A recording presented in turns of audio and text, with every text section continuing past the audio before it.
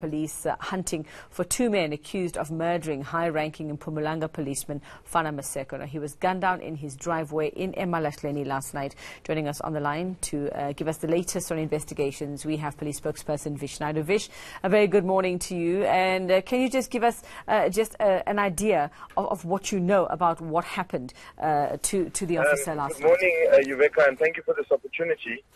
Last night, this police officer, Lieutenant Colonel, arrived at his house, and as he was pulling into his driveway, he was confronted by two men. Apparently, both of them fired shots at him, killing him instantly. Nothing was taken, so therefore it's very difficult for us to have determined exactly what the motive was. But in the meantime, the National Commissioner has ordered that the 72-hour activation plan be mobilized as soon as he heard about this incident. This plan entails the mobilization of our critical resources, including crime intelligence, forensic experts, the DPCI, seasoned detectives from the Directorate for Priority Crimes Investigation, as well as general detectives, and they will be assisted by our tactical teams like the Task Force, TRT, and National Intervention Unit when the need arises. This plan has proven to be very effective in the past, and we're hoping that adopting this approach, we will be able to identify and bring the perpetrators to book. Vish, what do we know about Fana Maseko? Was he a controversial figure at all? Do we know whether he was investigating any case that might have led to his murder in any way? Well, actually, he was a relief commander at his police station. So he was at middle management level. There wasn't anything, that we could, put it down to at this point in time. But of course, we are exploring some theories which we don't want to go public with at the moment until we are certain that at least one of them could be a likely motive. What came to light late last night is that in August last year, he was also hijacked outside while visiting his mother. The suspects were in two vehicles. One of the vehicles went to his house, and they stole television sets and other valuable items from the house, as well as his Mercedes-Benz, which was later recovered. So we possibly considering that this may be related to that incident as well. But at this stage, we don't want to really commit ourselves to any particular motive. Okay, so trying to establish whether there is a link there. Are there any other officers who work with Fana Maseko? Have there been any other threats to anyone else, Vish? I mean, because this sounds like he might have been targeted. It might have been sort of a warning if you had to look at the incident before this.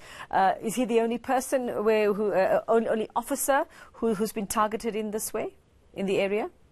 Well, no, for now, yes, he's been the only officer. But of course, in trying to get to the bottom of this, we're going to interview as many people as possible, his family, his close colleagues, relatives, just to try and make a determination as to what could have possibly motivated his attack. But, that's all that is just the process of the investigation that has to be followed. And hopefully from doing that, we will be able to make a specific determination. Okay, so just to clarify for us, Vish, at the moment you are only looking for two gunmen, two suspects in this murder case. Yeah, at least two gunmen, but we don't believe that they arrived at his house on foot.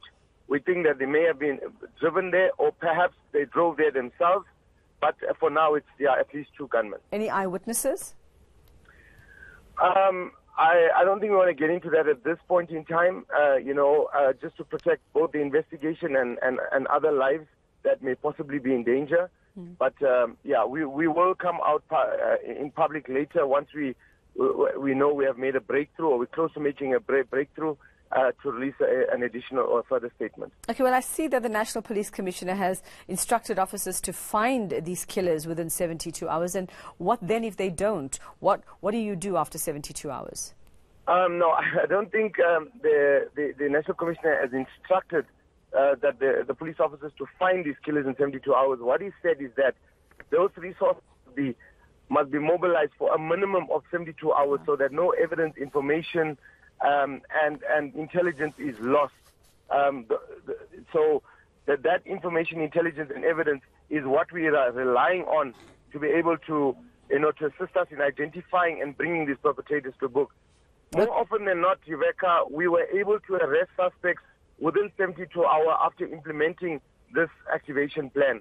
So, if we don't find the suspects within 72 hours, we know we would have maximized on the information intelligence and information to be able to assist us in tracking those responsible. All right, Vish, seeing as this might not just have been a random crime, but you are still investigating, are there any concerns for Fana Maseko's family, and are you taking any measures to protect them at this stage? No, we are very concerned. I mean, we have a standard operational procedure in terms of the family, especially when an incident takes place in this manner.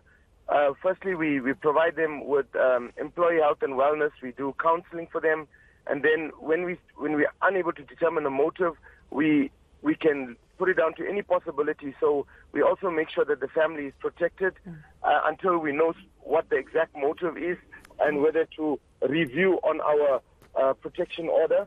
But of course, all of these things are taken into consideration when any of our police officers' lives are lost in the hands of criminals. Thanks very much, Vish Naidu. They're just the latest on the murder of Colonel Fana Maseko. He was gunned down in his driveway in eMalahleni in Mpumalanga last night.